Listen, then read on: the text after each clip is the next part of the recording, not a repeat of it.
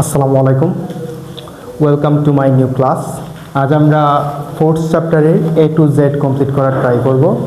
সিকিউতে আসার মতো যে যে টপিকগুলো আছে ওই টপিকগুলো কভার করব, প্লাস সিকিউ সলভ করব। তো প্রথমে তো স্যার এই চ্যাপ্টারে সিকিউ সলভ করার জন্য আমাদের যে টপিক জানতে হবে সেটা হচ্ছে ভরবেগ।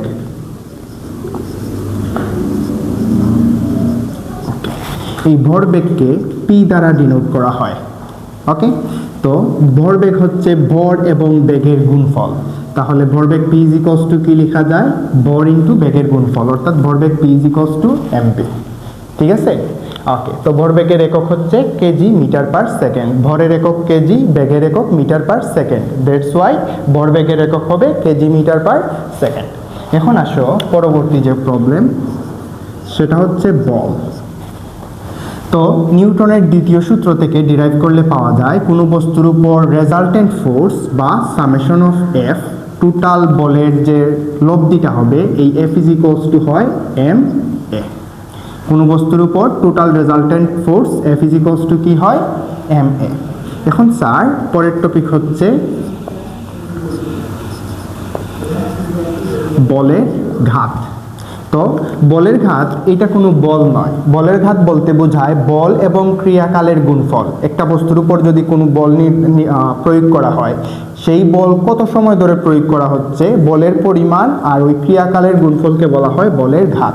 তাহলে আমরা বলের ঘাত যদি ডিরাইভ করি, তোমরা কি জানো? F is equals to M A. তাহলে কি লেখা যায় sir? F is equals to M A বলতে কি লেখা যায়? V minus U by T. এটা হচ্ছে ত্বরণের ফর্মুলা। এখানে টি ডিভাইড আছে, অপর সাইডে আসলে মাল্টিপ্লাই হবে। তাহলে দেখো F into T is equals to এমটা এই ভি মাইনাস ইউ এর সাথে মাল্টিপ্লাই আকারে আছে, তাহলে মাল্টিপ্লাই করে দাও M V minus M U. তাহলে বলের ঘাত বলতে বোঝায় বল এবং ক্রিয়াকালের গুণফল। তাহলে বলের ঘাত F T is equals to কি লেখা যায়? M V minus M U, অর্থাৎ ভরবেগের পরিবর্তন। বলের ঘাত কি নির্দেশ করে? ভরবেগের পরিবর্তন নির্দেশ করে। তাহলে বলের ঘাতের কয়টা একক পাবো? দুইটি। এখান থেকে যদি আমরা বলের ঘাতের একক নির্ণয় করি, বলের একক হচ্ছে নিউটন, সময়ের একক সেকেন্ড, তাহলে বলের একক হবে নিউটন সেকেন্ড। আবার বলের ঘাত বলতে বোঝায় ভরবেগের পরিবর্তন, তাহলে এখান থেকে যদি আমরা ইউনিট বের করি তাহলে আসবে K G metre per second. Okay, তাহলে বলের ঘাত F T is equals to কি লেখা যায় sir? M V minus M U. Okay, এখন আসো নেক্সট প্রবলেম। ঘর্ষণ বল বা ফ্রিকশন ফোর্স।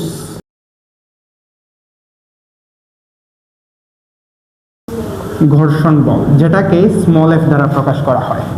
ঠিক আছে? তো ধরো স্যার এই একটা তল, এই তলের মধ্যে এই এম ভরের একটা বস্তুকে এই দিকে ফোর্স দেওয়া হচ্ছে এফ বলের। ঠিক আছে?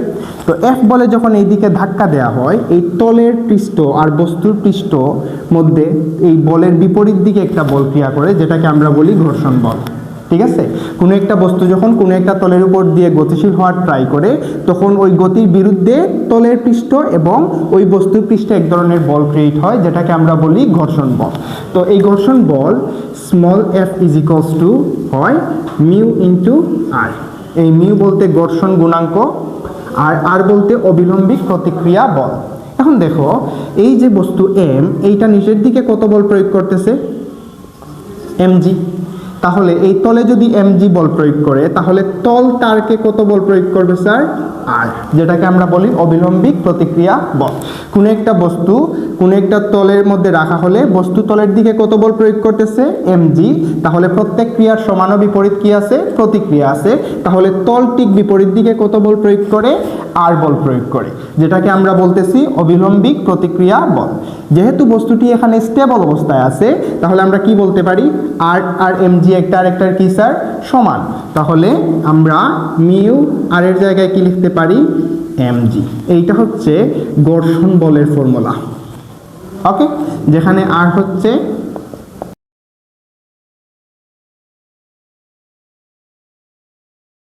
অবিলম্বিক প্রতিক্রিয়া বল, মিউ হচ্ছে ঘর্ষণ গুণাঙ্ক। বাস্তবে স্যার এই ঘর্ষণ বল দুই প্রকার, একটা হচ্ছে স্ট্যাটিক ফ্রিকশন ফোর্স আর একটা হচ্ছে কাইনেটিক ফ্রিকশন ফোর্স। তোমাদের ক্লাসে এইটা আলাদাভাবে মানে ডিসকাশন করা হয় নাই, তো তোমরা যেটা আলোচনা করা হয়েছে ওইটা মেবি এই কাইনেটিক ফ্রিকশন ফোর্স। তো kinetic friction force Fk is equals to by small f is equals to mu R, যেখানে এই পার্টিকুলার কেসের জন্য আর ইজ ইকুয়ালস টু কি লেখা যায়, mg লেখা যায়। তাহলে আমরা friction force F is equals to কি পাবো, মিউ mg, যেখানে মিউ এর ভ্যালু একটা এক্সপেরিমেন্টাল ডাটা যেটা প্রশ্নে দেয়া থাকবে। ওকে,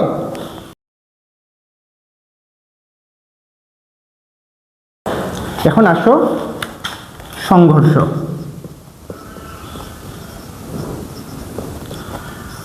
অর্থাৎ ওয়ান ডাইমেনশনাল কলিশন।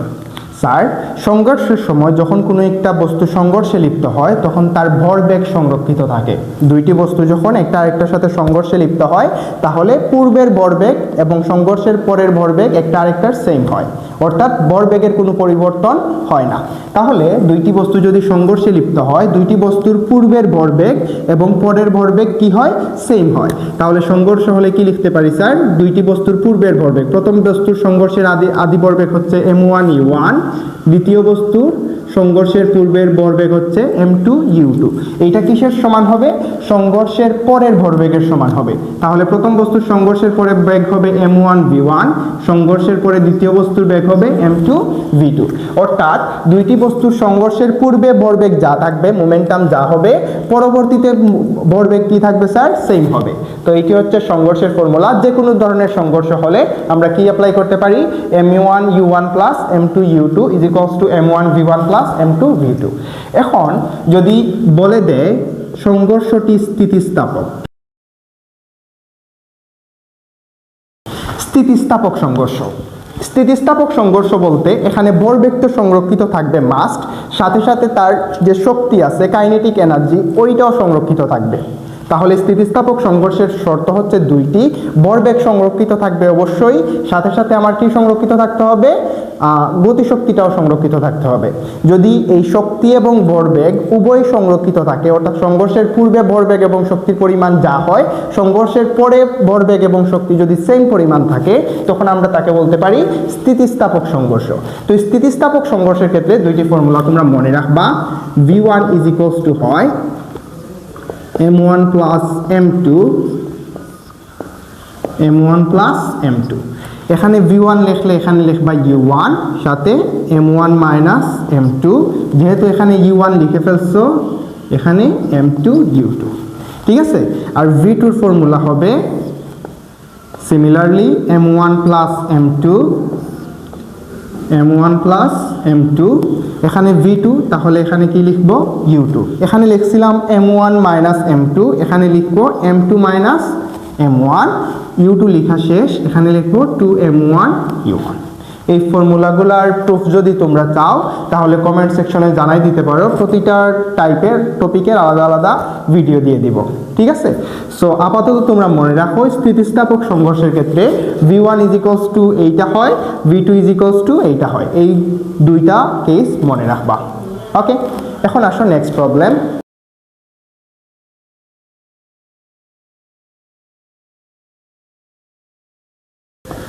অবিকর্ষজ ত্বরণ বা গ্রেভিটেশনাল অ্যাক্সিলারেশন, ঠিক আছে। তো ভূপৃষ্ঠে স্যার ধরো এইটি হচ্ছে পৃথিবী, পৃথিবীর পৃষ্ঠে যদি কোনো একটা বস্তু থাকে তাহলে তার অবিকর্ষজ ত্বরণ g ইজ ইকুয়ালস টু হয় gm/r², যেখানে r বলতে পৃথিবীর ব্যাসার্ধ, m বলতে পৃথিবীর ভর এবং g বলতে মহাকর্ষীয় ধ্রুবক, ঠিক আছে। তো g m আর r এর ভ্যালু যদি তুমি এখানে বসাও তাহলে তুমি এখানে g এর ভ্যালু পাবা 9.81। ওকে, তাহলে ভূপৃষ্ঠে অবিকর্ষজ ত্বরণ g ইজ ইকুয়ালস টু কত হয়, 9.81। ধরো ভূপৃষ্ঠ থেকে আমি এই উচ্চতায় যাওয়ার পর, ধরো এইটি হচ্ছে ভূপৃষ্ঠ, ভূপৃষ্ঠ থেকে আমি আরো কতটুকু উচ্চতায় গেলাম, এই উচ্চতায়, এই পজিশনে অবিকর্ষজ ত্বরণ নির্ণয় করতে হবে। তাহলে এই পজিশনে যাওয়ার পর জি হচ্ছে মহাকর্ষীয় ধ্রুবক, এইটা কোনো পরিবর্তন হবে না। এম হচ্ছে পৃথিবীর ভরও কনস্ট্যান্ট, পরিবর্তন হবে না। শুধু কিসের পরিবর্তন হবে স্যার? দূরত্ব, কেন্দ্র থেকে দূরত্ব। ভূপৃষ্ঠে যখন ছিল তখন তার কেন্দ্র থেকে দূরত্ব ছিল আর, এখন যাওয়ার পর ভূপৃষ্ঠ থেকে তার দূরত্ব কত হয়েছে এই উচ্চতায় ওঠার পর? আর আরও এইচ। দ্যাট মিনস এখন কেন্দ্র থেকে দূরত্ব হচ্ছে আর প্লাস এইচ। তাহলে জাস্ট আর এর জায়গায় কি হবে স্যার? আর প্লাস এইচ হোল স্কয়ার। এইটাকে যদি আমরা 1 নাম্বার ইকুয়েশন দেই আর এই উচ্চতায় অভিকর্ষ ত্বরণটাকে যদি 2 নাম্বার ইকুয়েশন দেই, তাহলে আমরা যদি 2 নাম্বার ইকুয়েশনকে 1 নাম্বার ইকুয়েশন দ্বারা ডিভাইড করি তাহলে কি হয় sir? GH over G is equals to GM over R plus H whole square divided by GM over R square. Okay, এখন আসো GH ওভার G, এখন ভগ্নাংশ ভাগ আকারে আছে, আমরা কিভাবে লিখতে পারি? ওকে, এই সাইডের G এই সাইডের G ক্যান্সেল আউট হবে, mm ক্যান্সেল আউট হবে, তাহলে কি থাকে sir? GH over G is equals to, এখানে R স্কোয়ার এখানে R plus H whole square, তাহলে কি লেখা যায়? R over R plus H whole square. অর্থাৎ আমি যদি এই উচ্চতায় অভিকর্ষ ত্বরণ বের করতে চাই তাহলে এই যে ডিভাইড আছে অপর সাইডে গেলে মাল্টিপ্লাই হবে, তাহলে R over R plus H whole square into G। এইটি হচ্ছে এইচ উচ্চতায় অভিকর্ষ ত্বরণের ফর্মুলা, যেখানে আর হচ্ছে পৃথিবীর ব্যাসার্ধ যেটা 6400 কিলোমিটারের পাশাপাশি থাকে, এইচ হচ্ছে পৃষ্ঠ থেকে কতটুকু উচ্চতায় যাচ্ছ, আর এই জি হচ্ছে ভূপৃষ্ঠ অভিকর্ষ ত্বরণ যেটার মান হচ্ছে 9.81। ক্লিয়ার? তাহলে এইচ উচ্চতায় অভিকর্ষ ত্বরণের ফর্মুলা হচ্ছে R over R plus H whole square into G. এখন আসো যদি ডি গভীরতায় যাই, স্যার ধরো এইটা হচ্ছে ভূপৃষ্ঠ থেকে আমি ডি গভীরতায় যাই, যদি ডি গভীরে যাই তাহলে অভিকর্ষ ত্বরণ GT ইজ ইকুয়ালস টু হয় 1 minus D over R into জি, যেখানে ডি হচ্ছে কত মিটার গভীরে গেছো, আর হচ্ছে পৃথিবীর ব্যাসার্ধ, আর জি হচ্ছে ভূপৃষ্ঠে অভিকর্ষ ত্বরণ। তাহলে আমরা তিনটি ফর্মুলা পাইছি। প্রথমে ভূপৃষ্ঠ অভিকর্ষ ত্বরণ হচ্ছে GM by R square, H উচ্চতায় অভিকর্ষ ত্বরণ হচ্ছে R by R plus H whole square into G, এবং ডি গভীরতায় অভিকর্ষ ত্বরণ হচ্ছে 1 minus D over R into G. Okay, এখন তোমরা যেটা করবা, তোমরা বের করো পৃথিবীর কেন্দ্রে যখন আমি কোনো বস্তুকে নিক্ষেপ করি বা পৃথিবীর কেন্দ্রে অভিকর্ষ ত্বরণের মান কত, তোমরা বের করো, করে আমারে কমেন্ট সেকশনে আনসারটা জানাই দিও। ওকে, এখন আসো নেক্সট প্রবলেম। কপিকল বা পুলি।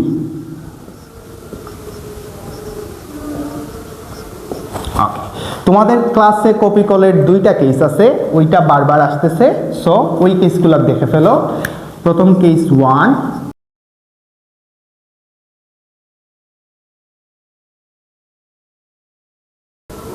এইটি হচ্ছে M1, ওইটি হচ্ছে M2, আর এখানে আছে কি স্যার? মিউ। ধরো এই যে তলের ঘর্ষণ গুণাঙ্ক দেয়া আছে মিউ, তাহলে যেহেতু ঘর্ষণ গুণাঙ্ক দেয়া আছে দ্যাট মিনস এখানে একটা ঘর্ষণ বল ক্রিয়েট হবে, রাইট?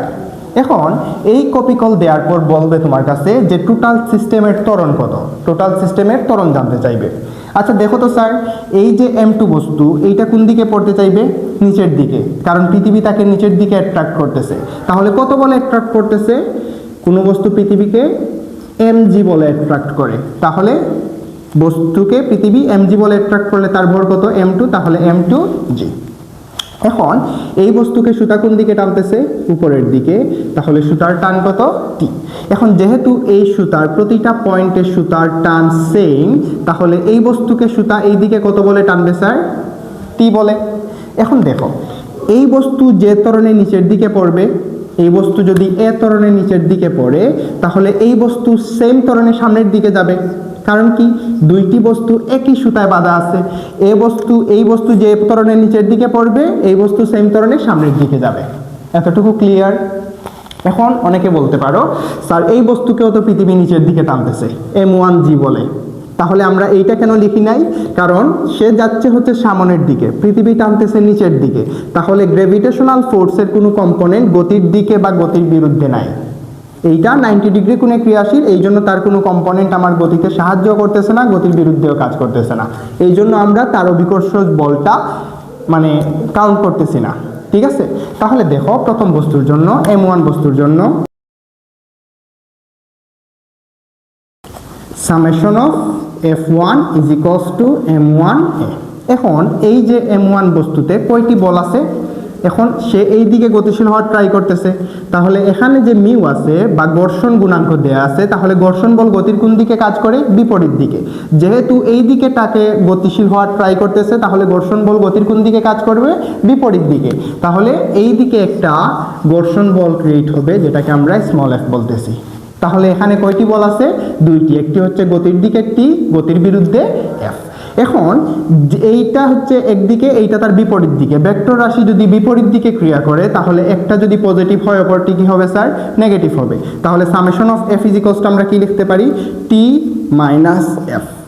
এই দিক থেকে যদি আমরা পজিটিভ ধরি, তাহলে তার বিপরীত দিকের বলটা কি হয়ে যাবে? নেগেটিভ হয়ে যাবে। তাহলে সামেশন অফ f মোট বল হচ্ছে t minus f is equals to কি লেখা যায়? m1a। এইটা হচ্ছে প্রথম ইকুয়েশন। কারোর কোনো কোয়েশ্চন? দ্বিতীয় ইকুয়েশনের জন্য দেখো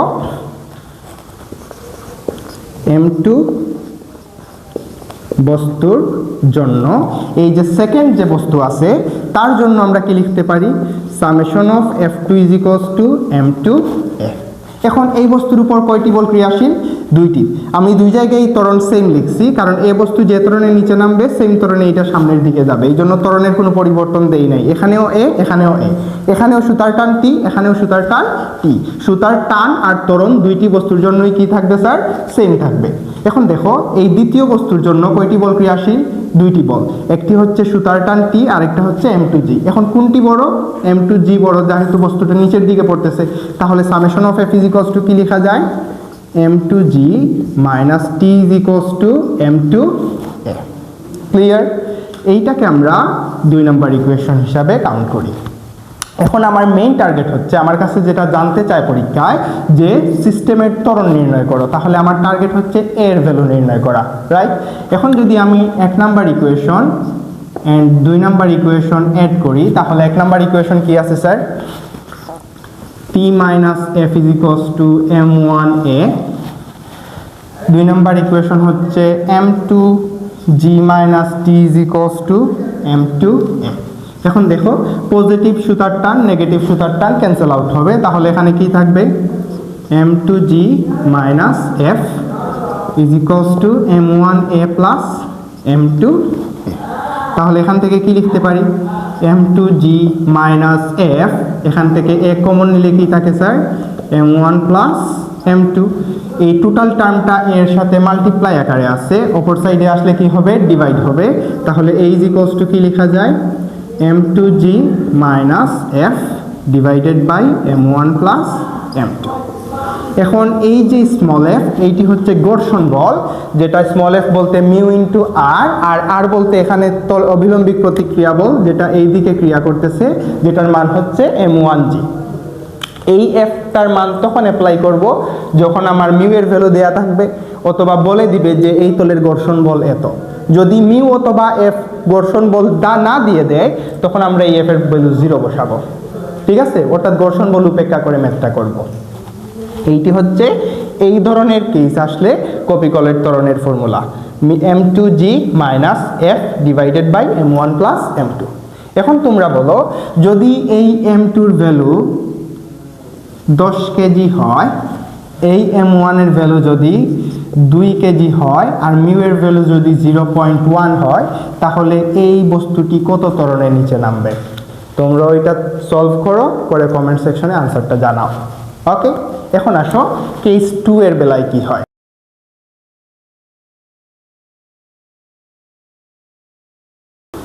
কেস 2 তে স্যার বস্তু 3টা থাকে, এখানে একটি কপিকল থাকে, এখানে আরেকটি কপিকল, এখানে একটি বস্তু, এখানে আরেকটি বস্তু, ধরো এইটি হচ্ছে M1, এইটি হচ্ছে M2, এইটি হচ্ছে M3, আর এখানে মিউ এর ভ্যালু দেওয়া আছে। দ্যাট মিন্স এখানে একটি ঘর্ষণ বল কাজ করবে, রাইট? এখন দেখো এখানে যদি স্যার M1 এর ভ্যালুটা M2 থেকে বড় হয়, এই বস্তুটা যদি এই বস্তুর তুলনায় ভারী হয়, তাহলে এই সিস্টেমটা কি হবে, এই দিকে চলে আসবে না? বুঝতেছো আমার কথা? যদি M1টা ভারী হয় এই M2-র তুলনায়, তাহলে এই বস্তুটা কোন দিকে চলে যাবে? নিচের দিকে। সে যে ত্বরণে নিচে যাবে, এই বস্তুটা সেম ত্বরণে এই দিকে আসবে। কারণ কি? কারণ এখানে সবগুলা একই সুতার মাধ্যমে বাঁধা আছে, রাইট? এবং এইটা যে ত্বরণের সামনের দিকে যাবে, এইটা সেম ত্বরণে উপরের দিকে উঠবে, কারণ সবগুলা একই সুতার সাথে বাঁধা আছে। তাহলে এইটা নিচে নামলে এইটা এদিকে আসবে, আর এইটা উপরের দিকে যাবে। যদি কেসটা উল্টো হয়, অর্থাৎ M2টা যদি M1 এর চাইতে বড় হয়, তাহলে এই বস্তু নিচের দিকে নামবে, এই বস্তু উপরের দিকে উঠবে, এইটা এইদিকে যাবে। ঠিক আছে? তো আমি সেম আগের মতো প্রুফ দেখাইতেছি না, ভিডিও অনেক লং হয়ে যাবে। তো এই কেসের ক্ষেত্রে ত্বরণটা হবে A=, যেহেতু M1 বড়, M1g minus M2g minus small f, অর্থাৎ এই বলের বিরুদ্ধে আরো দুইটা বল আছে, M2g আর ঘর্ষণ বল, ডিভাইডেড বাই সবগুলার ভরের যোগফল M1 plus M2 plus M3। ঠিক আছে? তো এখানে যে সুতার ভর আছে, সুতার ভরটা আমরা খুবই সামান্য বলে এখানে এড করতেছি না। সো ত্বরণটা হয় A=M1g minus M2g minus small f বলতে হচ্ছে এই তলের ঘর্ষণ বল, ডিভাইডেড বাই সবগুলা ভরের যোগফল। ওকে, এই হচ্ছে তোমার চ্যাপ্টার থেকে সিকিউ আসার মতো টপিকগুলা, যে টপিকগুলা থেকে বিগত 3-4 বছর ধরে বা 5-6 বছর ধরে কোয়েশ্চন আসতেছে। ওকে, যদি এই টপিকগুলা বুঝতে পারো, আমরা এখন সবগুলা সিকিউ সলভ করতে পারবো ইনশাআল্লাহ। ওকে, আমি ট্রাই করব প্রতিটি তার টপিক থেকে যেন একটা করে সিকিউ সলভ করাইতে পারি। তো এই কোয়েশ্চনটা আসছে ঢাকা বোর্ড 2025-এর, যেখানে একটি বস্তু এইদিকে 10 মিটার পার সেকেন্ড বেগে যাচ্ছে, এই বস্তু 5 মিটার পার সেকেন্ড বেগে যাচ্ছে। প্রথম বস্তুর ভর হচ্ছে 12 কেজি, দ্বিতীয় বস্তুর ভর হচ্ছে 8 কেজি। সংঘর্ষের পর বস্তুদ্বয় একই বেগে একত্রিতভাবে চলা শুরু করছে। তার মানে সংঘর্ষের পর দুইটি বস্তু একসাথে মিলিতভাবে চলতেছে, রাইট? ওকে, তো বলছে সংঘর্ষের পর বস্তুদ্বয়ের মিলিত বেগ নির্ণয় করো, মানে বস্তুদ্বয় যে একসাথে একত্রিতভাবে চলতেছে ওই মিলিত বেগটা নির্ণয় করো। পরে বলতেছে সংঘর্ষটি কি স্থিতিস্থাপক কি না। তো স্থিতিস্থাপক হওয়ার শর্ত বলছিলাম কয়টি? 2টি। প্রথমে ভরবেগ সংরক্ষিত থাকতে হবে এবং গতিশক্তি সংরক্ষিত থাকতে হবে। ভরবেগ সংঘর্ষ হলে ভরবেগ এইটা 100% সংরক্ষিত থাকে সব সময়। তো আমরা চেক করব গতিশক্তি সংরক্ষিত কিনা না। মনে রাখবা, যদি সংঘর্ষের পর বস্তুদ্বয় মিলিত বেগে চলা শুরু করে, তাহলে কখনোই সংঘর্ষটি স্থিতিস্থাপক হবে না। যদি এমসিকিউতে আসে যে দুইটি বস্তু মিলিতভাবে চলতেছে, সংঘর্ষের পর মিলিত বেগে চলতেছে, তাহলে সংঘর্ষটি কি স্থিতিস্থাপক? 100% ওইটি স্থিতিস্থাপক হবে না। মিলিত বেগে চললে সংঘর্ষটি স্থিতিস্থাপক হবে না। ওকে, এখন আসো আমরা ম্যাথমেটিক্যাল ওয়েগুলো দেখি। প্রথমে গ নাম্বার আনসারের জন্য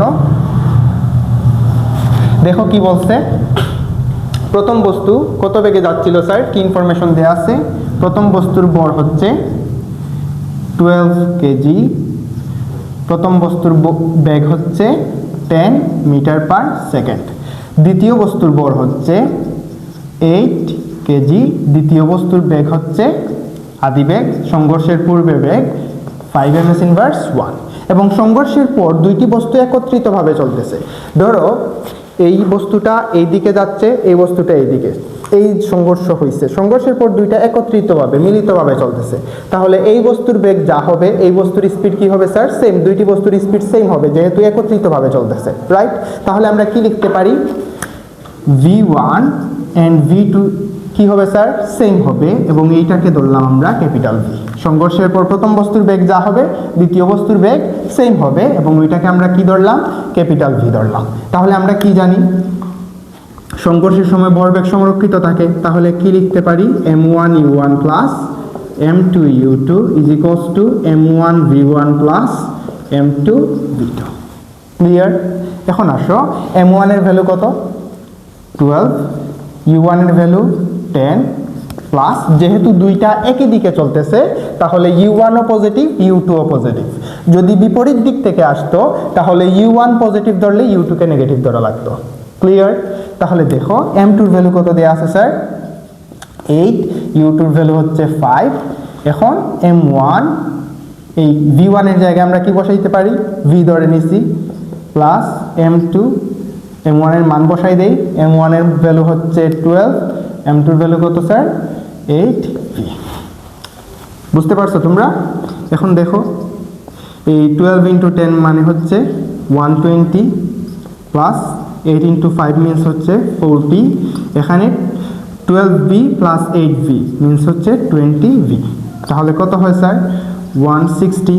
120 প্লাস 40 হচ্ছে 160, 20v। এখন দেখো 20টা এখানে মাল্টিপ্লাই আছে, এই সাইডে আসলে ডিভাইড হবে। তাহলে 160/20 ইজ ইকুয়ালস টু v। তাহলে কত থাকে স্যার? অতএব v is equals to 16/2, that means 8 metre per second. অর্থাৎ সংঘর্ষের পর বস্তু দুইটি 8 মিটার পার সেকেন্ড বেগে মিলিত বেগে চলা শুরু করছে একত্রিতভাবে। বুঝতে পারছো? কারোর কোনো সমস্যা? তাহলে আমরা বুঝতে পারলাম যে সংঘর্ষের পর প্রথম বস্তুর বেগ কি হবে স্যার? এই যে v ইজ ইকুয়ালস টু কত হবে বের করবা? 8 মিটার পার সেকেন্ড। শেষ। এখন আসো গহ নাম্বার কোয়েশ্চেন।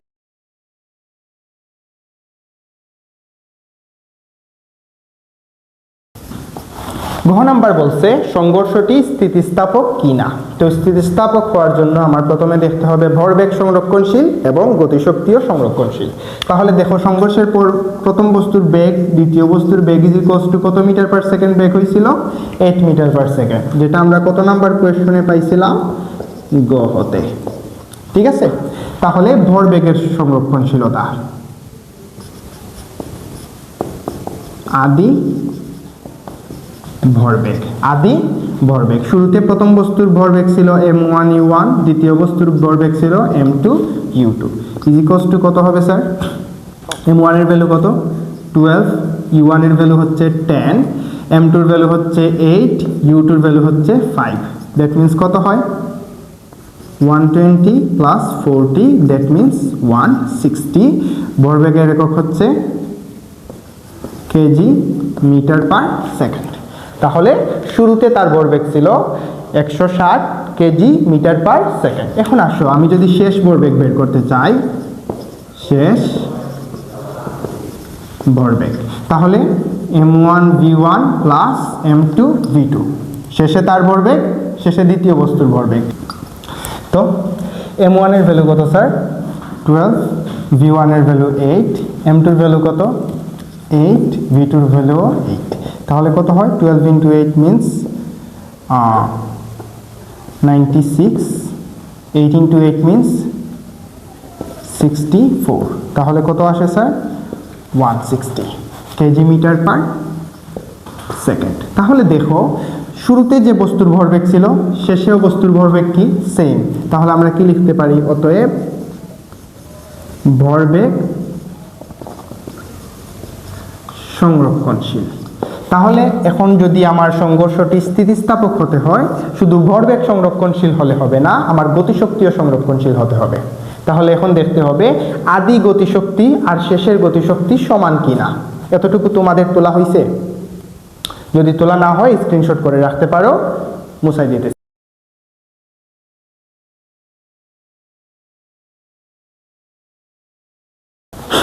এখন দেখো শুরুতে তার গতিশক্তি কত ছিল? আদি গতিশক্তি বা মোট শক্তি, যেহেতু এখানে বিভব শক্তি 0, বস্তুটি ভূমিতে ছিল, সো এখানে মোট শক্তি লিখতে পারো। তো আদি শক্তিও লেখা যায়। আদি শক্তি শুরুতে তার শক্তি। তো শক্তি প্রথম বস্তুর ক্ষেত্রে কি? Half mv square. সংঘর্ষের পূর্বে তার ভর m1, সংঘর্ষের পূর্বে তার বেগ u1। দ্বিতীয় বস্তুর ক্ষেত্রে m2u2 স্কোয়ার। এটি হচ্ছে সংঘর্ষের পূর্বে বস্তু দুইটির শক্তি। এখন দেখো হাফ m1, m1 এর ভ্যালু কত? 12, u1 স্কোয়ার, u1 স্কোয়ার মানে কত sir? 10 square, plus half m2 এর ভ্যালু হচ্ছে 8, u2 এর ভ্যালু হচ্ছে 5 স্কোয়ার। তাহলে কত আসে? 6 ইন্টু 100 প্লাস 4 ইন্টু 25। তাহলে কত আসলো sir? 6 into 100 means 600, 4 into 25 means 100। তাহলে 700। শক্তির একক কি স্যার? জুল। তাহলে সংঘর্ষের পূর্বে তার মোট শক্তি ছিল 700 জুল। এখন আসো সংঘর্ষের পরে তার মোট শক্তি কত? শেষ শক্তি। সংঘর্ষের পরে প্রথম বস্তুর ভর m1, প্রথম বস্তুর বেগ v1 প্লাস দ্বিতীয় বস্তুর ক্ষেত্রে m2 v2 স্কয়ার। ঠিক আছে, তাহলে কি হয় স্যার? হাফ m1 এর ভ্যালু কত? m1 এর value 12 into 8 square plus half m2 এর ভ্যালু হচ্ছে 8 ইন্টু 8 স্কয়ার। ওকে, তাহলে কত আসে? 6 ইন্টু 64 প্লাস 4 ইন্টু 64।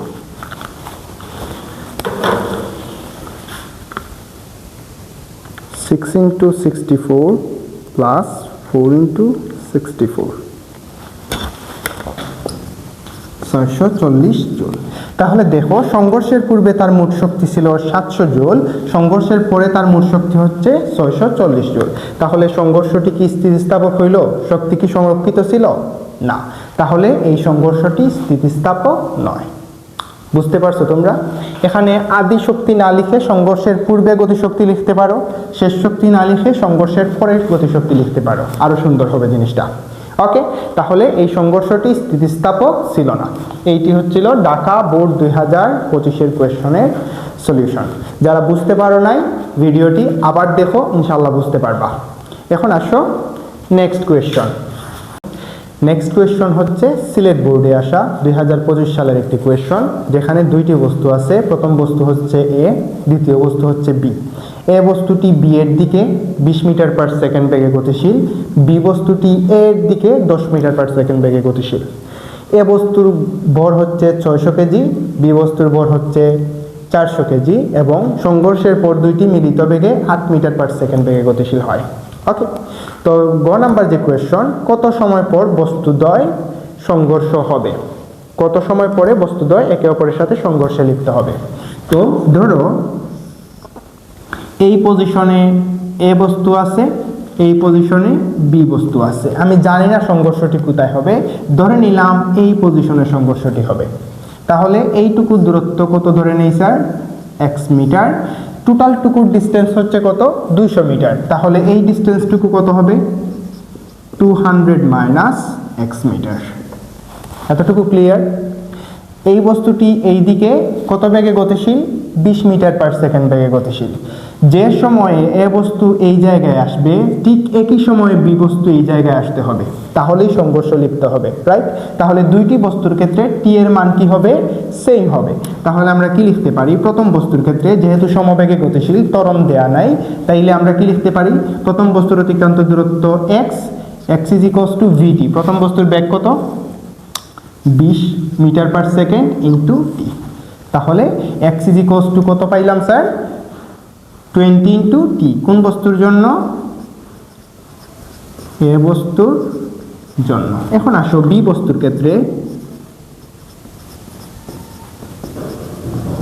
বি বস্তুর জন্য কি লেখা যায়? বি বস্তুর অতিক্রান্ত দূরত্ব কত? 20 মাইনাস এক্স। তাহলে এস ইজ ইকুয়ালস টু ভিটি। তাহলে তার সরণ কত? 20 মাইনাস এক্স ইকুয়াল ভিটি। বি বস্তুর বেগ কত স্যার? 10 into T. আমার টার্গেট হচ্ছে টি এর মান বের করা। তাহলে এক্স ইজ ইকুয়ালস টু কত পাইছিলাম? 20 টি। তাহলে এক্স এর জায়গায় আমি এক্স এর ভ্যালু বসাই দিতে পারি 20 টি। দেখো এক্স এর জায়গায় এক্স এর ভ্যালু বসাইছি ইজ ইকুয়ালস টু 10 টি। এখন 200 এই মাইনাস 20 টি অপর সাইডে গেলে হবে প্লাস 20 টি। তাহলে 10 টি প্লাস 20 টি। তাহলে 200 ইজ ইকুয়ালস টু কি লেখা যায়? 10 টি প্লাস 20 টি মিন্স 30 টি। আমার টার্গেট হচ্ছে টি এর ভ্যালু বের করা। 30 হচ্ছে ডিভাইড আকারে আছে, মাল্টিপ্লাই আছে, অপর সাইডে আসলে ডিভাইড হবে। তাহলে টি ইজ ইকুয়ালস টু কত পাবো স্যার? 200 divided by 30। তাহলে কত হয়? 6.67 সেকেন্ড। তাহলে 6.67 সেকেন্ড পর বস্তু দুইটি একটি অপরের সাথে সংঘর্ষে লিপ্ত হবে। এখন যদি কোয়েশ্চন এইরকম না এসা বলতো বস্তু দুইটি কত দূরত্বে সংঘর্ষে লিপ্ত হবে, তাহলে এই সংঘর্ষের দূরত্ব কত দূরত্বে স্যার? x দূরত্বে। তাহলে আমরা কিসের ভ্যালু বের করতাম? x এর মান। তখন x এর মান কিভাবে বের করতাম? x = 20 × t, t এর ভ্যালু এখানে বসাও, তাহলে x এর মান পেয়ে যাবা। ঠিক আছে? কোয়েশ্চন যদি চেঞ্জ করে দেয় যে এই বস্তু থেকে কত দূরত্বে সংঘর্ষে লিপ্ত হবে, তাহলে তোমরা এই যে t এর ভ্যালুটা এখানে বসাই দিবা, তাহলে x এর মান পেয়ে যাবা। এতটুকু বুঝতে পারছো? এখন আসো নেক্সট প্রবলেম।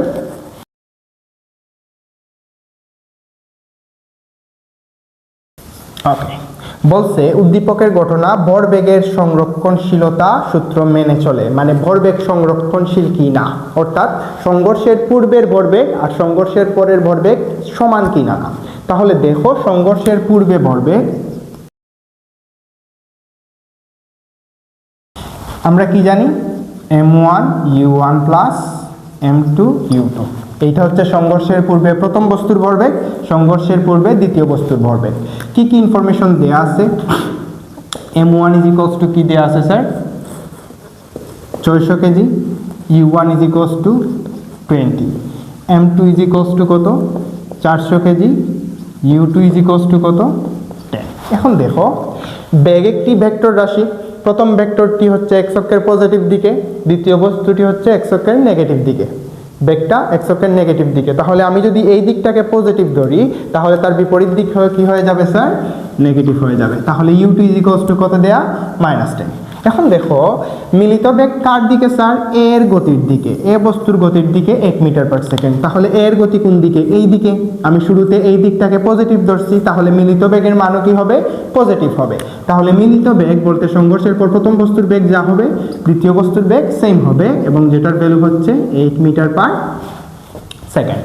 ক্লিয়ার? এখন আসো মানগুলা বসাও। m1 এর ভ্যালু হচ্ছে 600, u1 এর ভ্যালু হচ্ছে 20 প্লাস m2 এর ভ্যালু হচ্ছে 400, u2 এর ভ্যালু হচ্ছে -10। এখন কত হয়?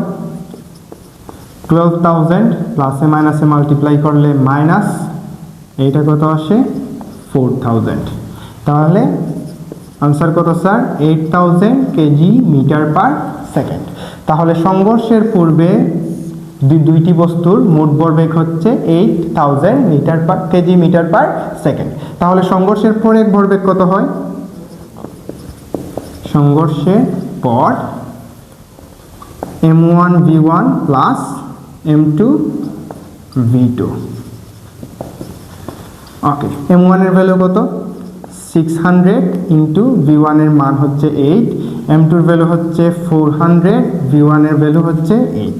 তাহলে কত হয় স্যার? প্লাস, ওকে, তাহলে 4800 প্লাস 3200, দ্যাট মিনস কত? 8000 কেজি মিটার/সেকেন্ড। তাহলে দেখো, সংঘর্ষের পূর্বের ভরবেগ এবং সংঘর্ষের পরের ভরবেগ এক্স্যাক্টলি সেম হয়। তাহলে যেহেতু ভরবেগ সেম, তার মানে ভরবেগ পূর্বের ভরবেগ আর পরের ভরবেগ একই আছে, দ্যাটস ওয়াই সংরক্ষণশীলতার সূত্র মেনে চলে। ঠিক আছে?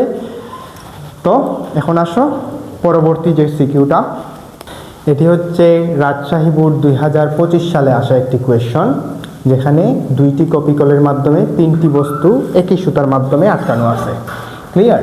তো দৃশ্যপট 2 এর যে কোয়েশ্চন, ওইটা চ্যাপ্টার 1 থেকে ছিল, এই জন্য এখানে এক্সপ্লেন করি নাই। তো এই চ্যাপ্টার থেকে একটি কোয়েশ্চন আসছে এই সৃজনশীলে, এ বস্তুটি কত ত্বরণ নিয়ে নিচে পড়বে। তাহলে এই বস্তুটি কত ত্বরণ নিয়ে নিচে পড়বে? দেখো, এই বস্তুর তুলনায় এই বস্তুর ভর কি স্যার? বেশি। তাহলে এই বস্তু এই দিকে পড়বে, এই বস্তু উপরের দিকে যাবে, এবং এই বস্তু সামনের দিকে যাবে, কারণ একই সুতার মাধ্যমে বাঁধা অবস্থায় আছে। ঠিক আছে? তাহলে টোটাল সিস্টেমটা এই দিকে পড়া শুরু করবে, এই দিকে, এবং টোটাল সিস্টেমের ত্বরণ ধরলাম কত স্যার? এ। তোমাদের একটু আগে এই ধরনের একটা কেসের প্রবলেম বুঝাইছিলাম, যেখানে ত্বরণ হয় এইরকম, a = m1g minus m2g minus small f divided by m1 plus m2 plus m3, এইরকম একটা ফর্মুলা দিছিলাম। তো যেখানে স্মল f বলতে বুঝাইছিল ঘর্ষণ বল। এখানে দেখো, ঘর্ষণের সহগ, ঘর্ষণ গুণাঙ্ক কিছুই দেয় নাই, তার মানে, এবং ঘর্ষণ বল আছে বলে কিছু উল্লেখ করে নাই, তার মানে আমরা ঘর্ষণ বলকে নেগলিজিবল ধরে উপেক্ষা করব। তাহলে এখানে ঘর্ষণ বলের মান কত স্যার? 0। তাহলে কি আসে সূত্রটা, a is equals to m1g minus m2g divided by m1 plus m2 plus m3। এখানে m1 ছিল m2 এর তুলনায় বড়, বড় বস্তুকে আমরা বলছিলাম m1। তাহলে এখানে কোনটা মানে ভারী, 6 কেজি নাকি 4 কেজি নাকি 6 কেজি, 6 কেজি। তাহলে অধিক ভারী বস্তুকে আমরা কি বলবো, m1 বলবো। তাহলে দেখো আমি যদি মানগুলা বসাই, m1 বলতে 6 ইন্টু জি এর ভ্যালু হচ্ছে 9.8 মাইনাস m2 হচ্ছে 4, জি এর ভ্যালু হচ্ছে 9.8 ডিভাইডেড বাই সবগুলা ভরের যোগফল প্লাস 1। তাহলে কত আসে,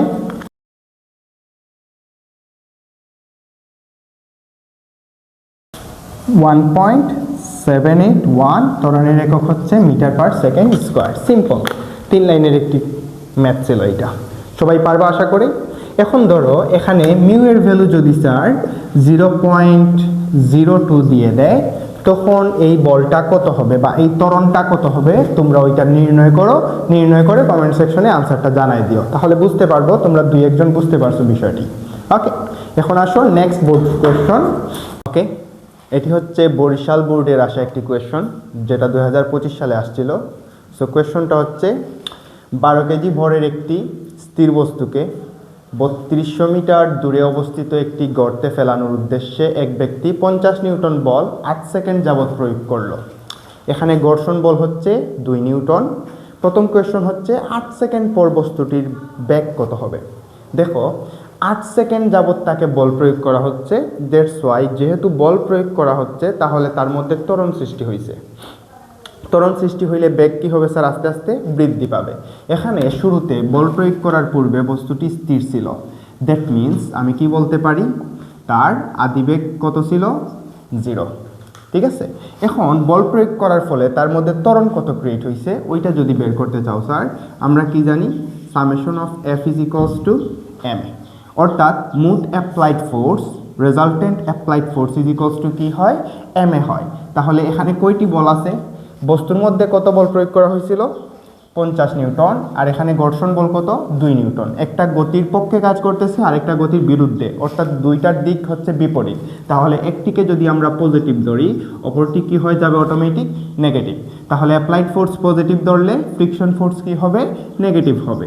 তাহলে F minus F is equals to কি লেখা যায়, এম এ। এখানে অ্যাপ্লাইড ফোর্স কত, 50 নিউটন, ফ্রিকশন ফোর্স কত sir, 2 newton, is equals to M বলতে ভর, বস্তুর ভর কত, 12 কেজি ইন্টু এ। তাহলে কত হয়, 48 ইজ ইকুয়ালস টু 12 এ।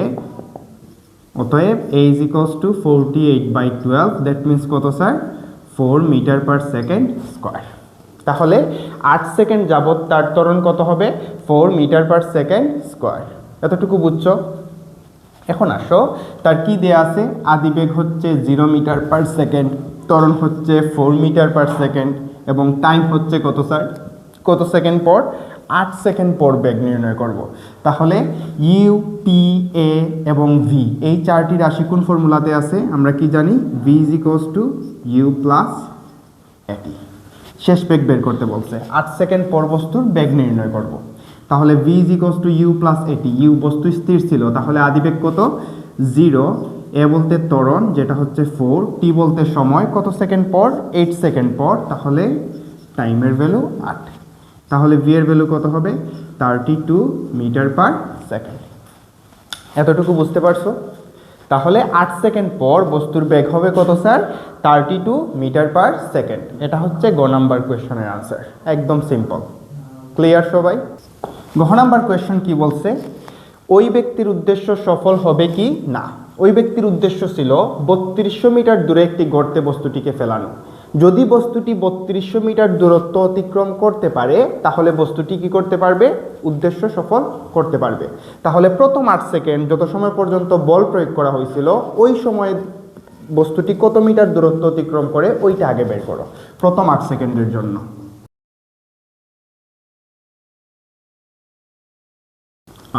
প্রথম 8 সেকেন্ডের জন্য আদিবেগ কত স্যার, 0, কারণ প্রথম 8 সেকেন্ড স্থির ছিল শুরুতে। তাহলে টাইম হচ্ছে 8, ত্বরণ আমরা গ নাম্বারে পাইছিলাম 4, যেটা গ হতে পাইছি আমি কি বের করব, প্রথম 8 সেকেন্ডের জন্য অতিক্রান্ত দূরত্ব s, এইটাকে s1 দ্বারা ডিনোট করছি। তাহলে এই চারটি রাশি কোন ফর্মুলাতে আছে? s is equals to ut plus half a t square। Clear? তাহলে দেখো u বলতে আদিবেগ 0, t বলতে 8, half a is equals to 4 into 8 square। তাহলে 0 plus half into 4 into 8 square means 64। তাহলে কত হয়? 2 into 64 means 128 মিটার। তাহলে যত সময় বল প্রয়োগ করা হয়েছিল ততক্ষণ সে কত মিটার অতিক্রম করছে? 128 মিটার। এর পরবর্তীতে এই 50 নিউটন বল আর থাকবে না, শুধু কি থাকবে? ঘর্ষণ বল 2 নিউটন, যেটা গতির বিরুদ্ধে কাজ করতেছে। তাহলে গতির বিরুদ্ধে বল কাজ করতেছে, গতিশীল করার জন্য আর কোনো বল নেই। তাহলে বেগ আস্তে আস্তে কি পাবে স্যার? হ্রাস পাবে, এক সময় 0 হয়ে যাবে। তাহলে বেগ 0 হওয়ার আগ পর্যন্ত 8 সেকেন্ড পরে পরবর্তী সময় বেগ 0 হওয়ার আগ পর্যন্ত আর কত মিটার অতিক্রম করে ওইটা আগে বের করতে হবে। ক্লিয়ার? তাহলে দেখো এইটুকু যদি তোমাদের তোলা শেষ হয়ে যায় তাহলে পরেরটুকু লিখতেছি।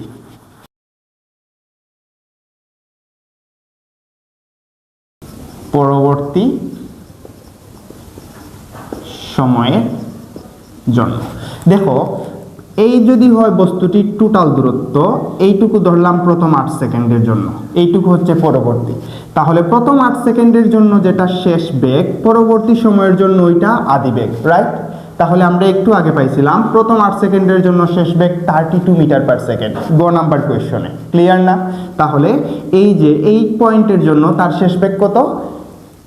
এইটুকুর জন্য শেষ বেগ 32 মিটার পার সেকেন্ড। তাহলে পরবর্তী সময়ের জন্য তার আদি বেগ হচ্ছে 32 মিটার পার সেকেন্ড। তাহলে আমরা কি লিখতে পারি? u is equals to 32 metre per second. এবং যেহেতু এখানে শুধু ফ্রিকশন ফোর্স আছে যেটা গতির বিরুদ্ধে, গতিকে বাধা দেয়, এই জন্য আমরা কি বলতে পারি? এক সময় বেগটা কি হয়ে যাবে? 0 হয়ে যাবে, শেষ বেগ কি হয়ে যাবে? 0 হয়ে যাবে। এবং আমরা কি জানি sir? Summation of f is equals to ma। পরবর্তী সময়ের জন্য summation of f is equals to ma। তাহলে পরবর্তী সময়ে কয়টি বল আছে? এই 50 নিউটন নাই, কিন্তু এখন শুধু ফ্রিকশন ফোর্স আছে 2 নিউটন, এবং যেটা গতির বিরুদ্ধে কাজ করতেছে। তাহলে এখানে টোটাল ফোর্স হচ্ছে -f। মাইনাস কেন দিলাম? কারণ এটা গতির বিরুদ্ধে কাজ করতেছে। ইজ ইকুয়ালস টু কি স্যার? ma। এখন এই f এর ভ্যালু কত? 2 নিউটন। m এর ভ্যালু কত? 12 into a, that means a is equals to কত হবে? -2/12, অর্থাৎ -1/6।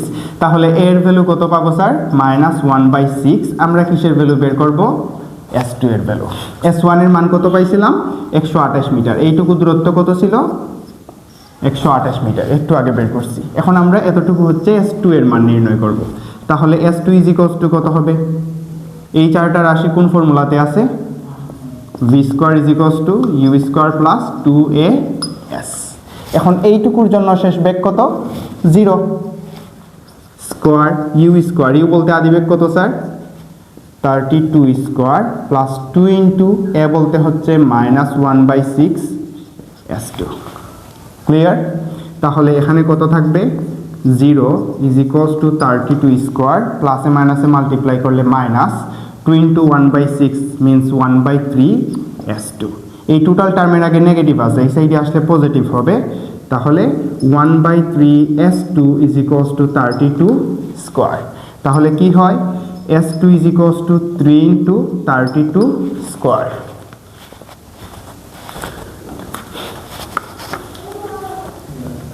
Into 32, 3072 metre. ওকে, তাহলে প্রথম 8 সেকেন্ডে অতিক্রান্ত দূরত্ব হচ্ছে 128 মিটার। পরবর্তী সময় থামার আগ পর্যন্ত দূরত্ব অতিক্রম করলো 3072 মিটার। তাহলে টোটাল অতিক্রান্ত দূরত্ব s ইজ ইকুয়ালস টু কি লেখা যায় স্যার? s1 plus s2। প্রথম s1 এর মান 128, পরে s2 এর মান 3072, দ্যাট মিনস কত হয়? 3200 মিটার। এখন দেখো এই বস্তুটি টোটাল টাইমে 3200 মিটার অতিক্রম করছে। এখন ওই ব্যক্তির উদ্দেশ্য কি ছিল? তাকে 32 মিটার দূরত্বের একটি গর্তে ফেলানো। তাহলে তার উদ্দেশ্য কি সফল হবে?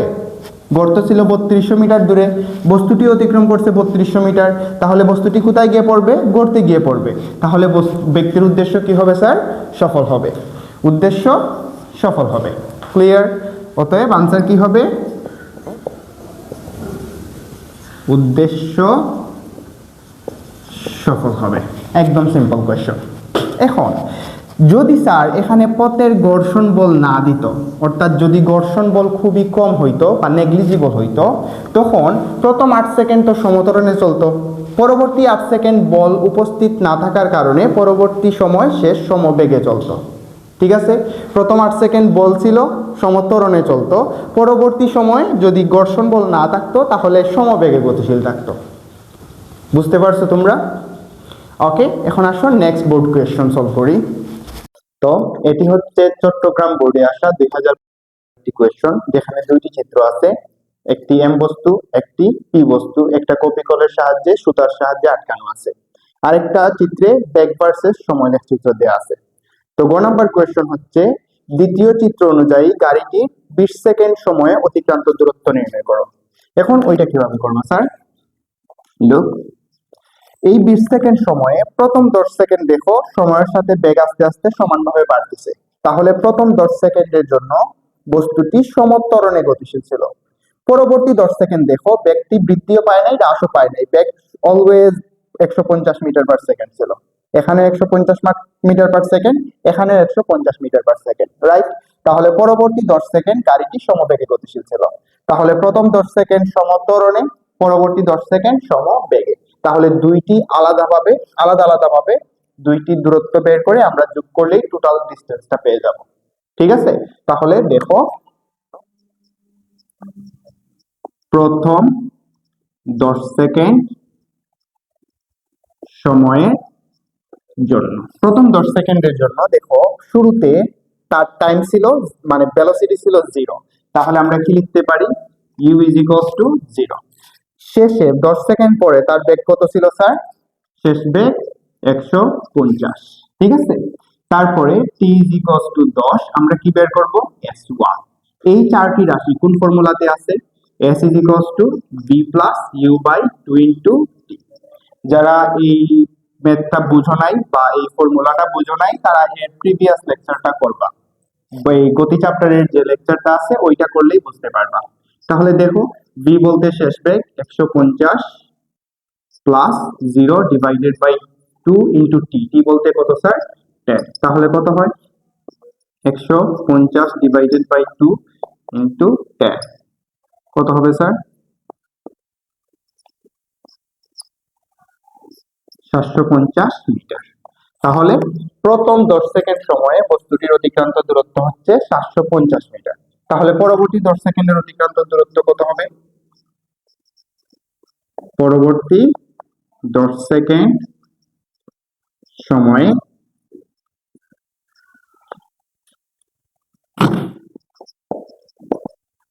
অতিক্রান্ত দূরত্ব, দেখো পরবর্তী 10 সেকেন্ড গাড়িটি সমবেগে গতিশীল ছিল, বেগ বাড়েও নাই কমেও নাই। সমবেগের ফর্মুলা কি sir? s is equals to vt। তাহলে এখানে বেগ কত পরবর্তী 10 সেকেন্ডের জন্য? 150, সময় কত স্যার? 10, তাহলে কত হবে? 1500 মিটার। তাহলে মোট অতিক্রান্ত দূরত্ব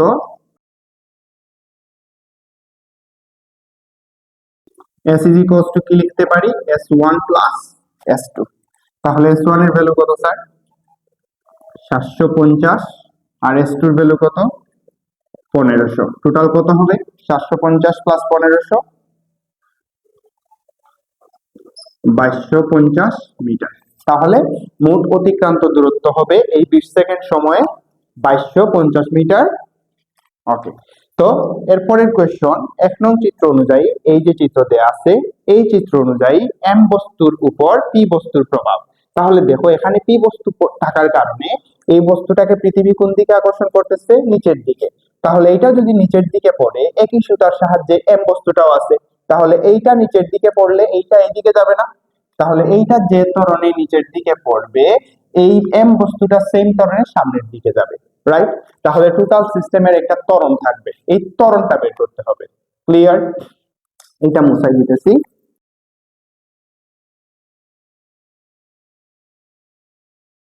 তো তোমাদের যখন বেসিক পড়াইতেছিলাম তখন বলছিলাম এই কেসের ত্বরণের ফর্মুলা হচ্ছে A is equals to m2g minus f divided by m1 plus m2। ঠিক আছে, এখানে m2 হচ্ছে এই বস্তু এবং m1 হচ্ছে এই বস্তু। এখন দেখো এখানে ঘর্ষণ বল বা ঘর্ষণ সহগ এই টাইপের কিছু বলা আছে না, বলে দেয় নাই, তাহলে এই স্মল f এর ভ্যালু কত? 0। ক্লিয়ার, এখানে ঘর্ষণের কোনো মান নাই। তাহলে দেখো m2g, m2 এর ভ্যালু কত স্যার? 3, g এর ভ্যালু কত? 9.8 divided by m1 plus m2 means 3 plus 2। Okay, তাহলে কত হবে? 5.88 মিটার পার সেকেন্ড স্কয়ার। 3 লাইনে আনসার। তো প্রভাবটা কি স্যার? পি বস্তুর প্রভাবে এম বস্তুটি সামনের দিকে কত ত্বরণে যাবে? 5.88 মিটার পার সেকেন্ড বেগে সেকেন্ড স্কয়ার ত্বরণে সামনের দিকে যাবে। ঠিক আছে, অর্থাৎ একটা সিস্টেমটা এই ত্বরণটা লাভ করবে। এইটি হচ্ছে চট্টগ্রাম বোর্ড 2025 সালের কোয়েশ্চনের answer.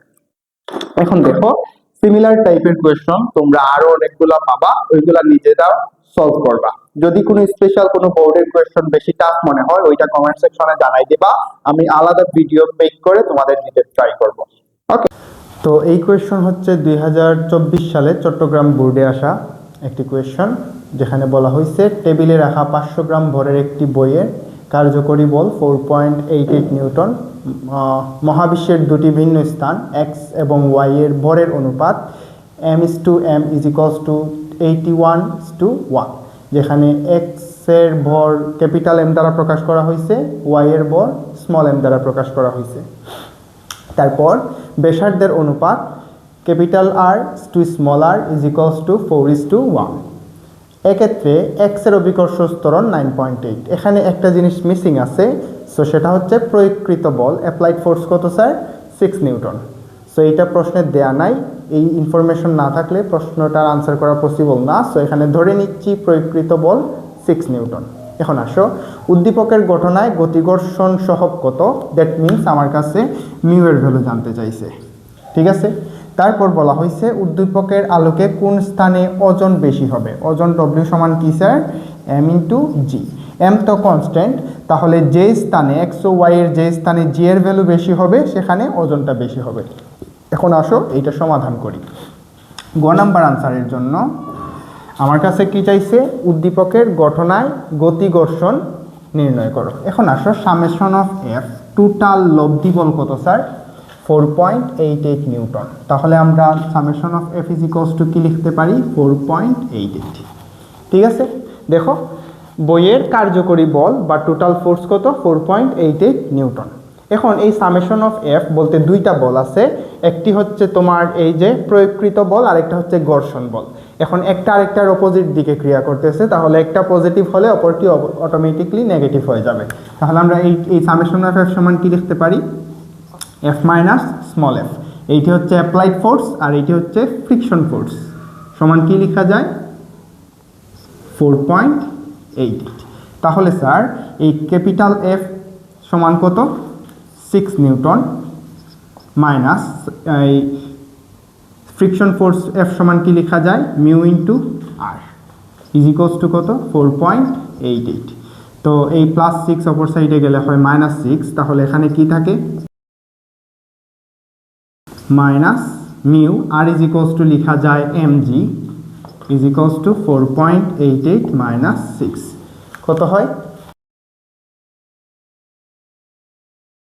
Minus mu M G is equals to minus 1.12।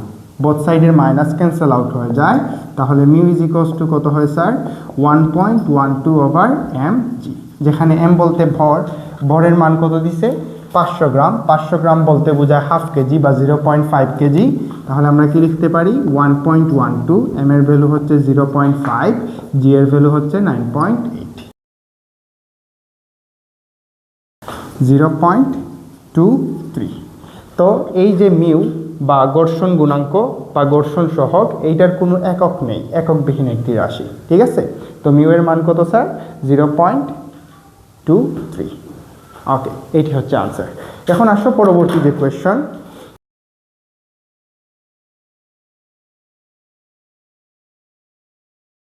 ওকে, উদ্দীপকের আলোকে কোন স্থানে বইটির ওজন বেশি হবে?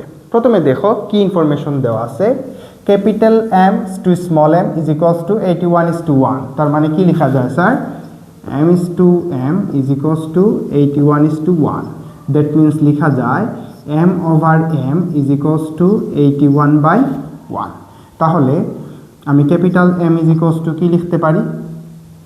আর capital M is equals to, এইটা ডিভাইড আছে অপর সাইডে গেলে মাল্টিপ্লাই হবে, তাহলে 81m, নিচে এক টাকা না থাকা সেম। তাহলে স্মল m সমান কি লিখতে পারি স্যার? m over 81।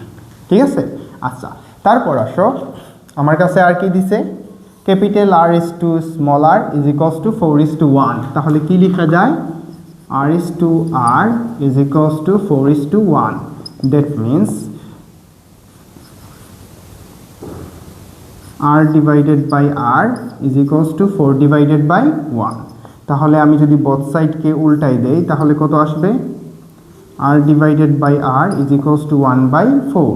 তাহলে small r is equals to কত হবে? R/4। ওকে, তাহলে আমি দুইটা রাশি পাইছি। Small m is equals to capital M/81, small r is equals to capital R/4। এতটুকু তোলা হয়েছে, মুছাই দিতেছি। এখন দেখো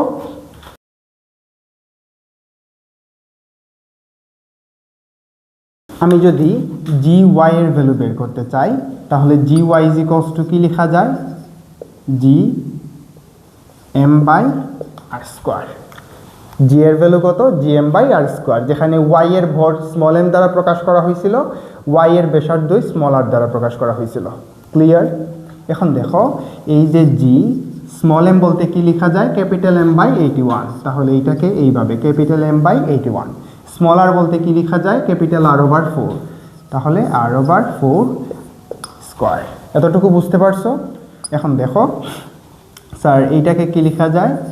gm/81। এখানে লেখা যায় R²/16। ভগ্নাংশ ভাগ আকারে আছে, গুণ দিয়ে উল্টানো যায়। তাহলে আমার gy is equals to কি থাকবে? gm/81 into 16/r²। এখন এই নাম্বারগুলোকে যদি একসাথে রেখে দেই, 16/81 ইন্টু gm/r²। এখন দেখো এই ক্যাপিটাল M দ্বারা x এর ভর বোঝানো হয়েছে আর ক্যাপিটাল R দ্বারা x এর ব্যাসার্ধ বোঝানো হয়েছে। তাহলে এই টোটাল টার্ম x এর অভিকর্ষ ত্বরণ নির্দেশ করতেছে না?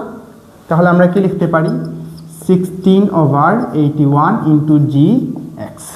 এখন প্রশ্নে দেয়া আছে x এর অভিকর্ষ ত্বরণ হচ্ছে 9.8। x এর অভিকর্ষ ত্বরণ 9.8। তাহলে আমি যদি ক্যালকুলেট করি